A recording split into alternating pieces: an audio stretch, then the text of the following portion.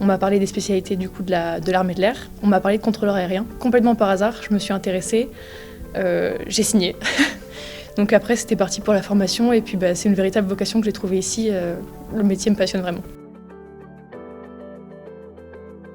Le but, ça va être de mettre le plus d'avions possible dans le moins de temps possible, tout en respectant évidemment la sécurité. Donc nous, ici, en tant que contrôleur de circulation aérienne, notre travail, ça va être le roulage au sol, le décollage, le départ vers les zones de travail, que ce soit des zones d'entraînement ou si jamais l'avion part en mission opérationnelle dans un autre pays.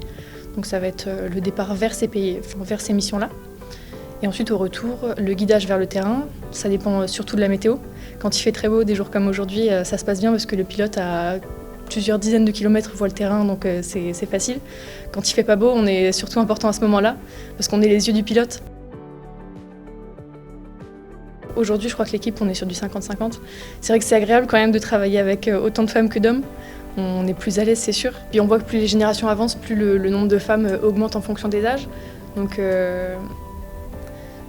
oui, je pense qu'aujourd'hui, la femme a pris sa place dans l'armée de l'air, au moins dans cette spécialité-là.